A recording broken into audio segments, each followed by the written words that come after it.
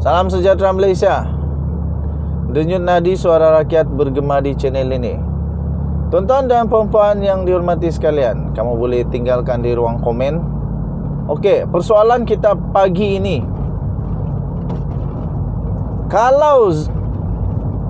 Kalau Ismail Sabri dipecat daripada UMNO, dibuang daripada UMNO, masihkah Ismail Sabri menjadi Perdana Menteri? Sekali lagi, kamu boleh tulis di ruangan komen. Kalau Ismail Sabri dipecat oleh UMNO, oleh Zahid Hamidi, oleh Ahmad Maslan, oleh Tok Mat Hassan, oleh Najib Razak, oleh MKT UMNO, oleh semua yang berkuasa di dalam UMNO lah. Misal kata dia dipecat, dibuang daripada UMNO, masihkah Perdana Menteri kita yang sekarang yang dikasihi ini, iaitu Datuk Seri Ismail Sabri Yaakob, masihkah dia jadi Perdana Menteri? Jawapannya, pada pendapat saya, ya, dia masih kekal Perdana Menteri. Kerana pertama, Perdana Menteri bukan bergantung kepada parti, tetapi bergantung kepada nombor sokongan yang diterima, majoriti yang dapat dibuktikan kepada Seri Paduka Baginda yang di Pertuan Agong. Dan akhirnya Seri Paduka Baginda yang di Pertuan Agong melalui budi bicara dan kebijaksanaan daripada Istana Negara, daripada Seri Paduka Baginda yang di Pertuan Agong, akan melantik jika dirasakan oleh Baginda yang di Pertuan Agong layak, ada cukup majoriti dan ikut undang-undang, maka dia akan dilantik. Jadi pertama, kalaupun Ismail Sabri dipecat daripada UMNO, kalau dia masih ada cukup majoriti, dia akan tetap kekal menjadi Perdana Menteri dengan syarat cukup majoriti dan juga ada perkenaan daripada Seri Paduka Baginda yang di Pertuan Agong. Nombor 2, walaupun Ismail Sabri Yaakob dipecat daripada UMNO atau ditarik sokongan daripada UMNO, dia akan kekal sebagai Perdana Menteri kerana pasti parti-parti lain sudah bersedia membuka pintu seluas-luas dunia untuk invite dia sebagai ahli. Malah kemungkinan bukan saja sebagai ahli, tetapi terus diberi pangkat yang tertinggi, paling tinggi seboleh-bolehnya, yang paling tinggi yang mampu diberikan oleh parti, supaya dia ada berparti, dan seterusnya dia boleh memerintah ataupun dia boleh memegang jawatan sebagai Perdana Menteri di dalam parti tersebut. Jadi dengan hampir serta-merta Ismail Sabri akan ada parti. Seterusnya, nombor 3, dia akan kekal menjadi Perdana Menteri kerana bukan semua yang setuju dengan apa yang Zahid cakap, apa yang Tok Mat Hassan cakap, apa yang Ahmad Maslan cakap. Kalaupun dia dipecat daripada UMNO, entah berapa puluh orang MP dari UMNO akan ikut dia.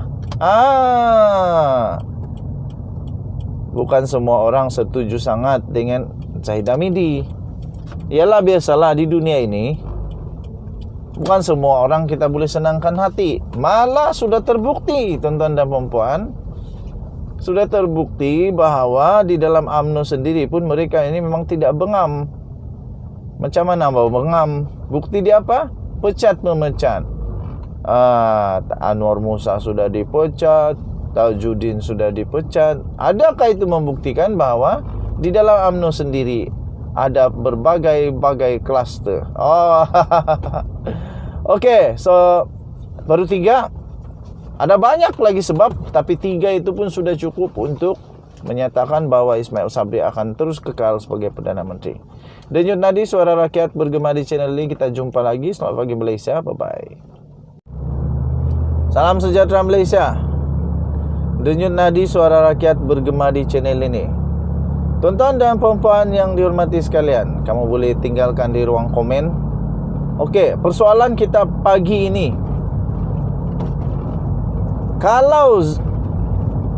Kalau Ismail Sabri dipecat daripada UMNO, dibuang daripada UMNO, masihkah Ismail Sabri menjadi Perdana Menteri? Sekali lagi, kamu boleh tulis di ruangan komen. Kalau Ismail Sabri dipecat oleh UMNO, oleh Zahid Hamidi, oleh Ahmad Maslan, oleh Tok Mat Hassan, oleh Najib Razak, oleh MKT UMNO, oleh semua yang berkuasa di dalam UMNO lah. Misal kata dia dipecat, dibuang daripada UMNO, masihkah Perdana Menteri kita yang sekarang yang dikasihi ini, iaitu Datuk Seri Ismail Sabri Yaakob, masihkah dia jadi Perdana Menteri? Jawapannya, pada pendapat saya, ya, dia masih kekal Perdana Menteri. Kerana pertama, Perdana Menteri bukan bergantung kepada parti, tetapi bergantung kepada nombor sokongan yang diterima, majoriti yang dapat dibuktikan kepada Seri Paduka Baginda Yang di-Pertuan Agong. Dan akhirnya Seri Paduka Baginda Yang di-Pertuan Agong melalui budi bicara dan kebijaksanaan daripada Istana Negara, daripada Seri Paduka Baginda Yang di-Pertuan Agong, akan melantik jika dirasakan oleh Baginda Yang di-Pertuan Agong layak, ada cukup majoriti dan ikut undang-undang, maka dia akan dilantik. Jadi pertama, kalaupun Ismail Sabri dipecat daripada UMNO, kalau dia masih ada cukup majoriti, dia akan tetap kekal menjadi Perdana Menteri dengan syarat cukup majoriti dan juga ada perkenaan daripada Seri Paduka Baginda Yang di-Pertuan Agong. Nombor 2, walaupun Ismail Sabri Yaakob dipecat daripada UMNO atau ditarik sokongan daripada UMNO, dia akan kekal sebagai Perdana Menteri kerana pasti parti-parti lain sudah bersedia membuka pintu seluas-luas dunia untuk invite dia sebagai ahli. Malah kemungkinan bukan saja sebagai ahli, tetapi terus diberi pangkat yang tertinggi, paling tinggi seboleh-bolehnya, yang paling tinggi yang mampu diberikan oleh parti, supaya dia ada berparti dan seterusnya dia boleh memerintah ataupun dia boleh memegang jawatan sebagai Perdana Menteri di dalam parti tersebut.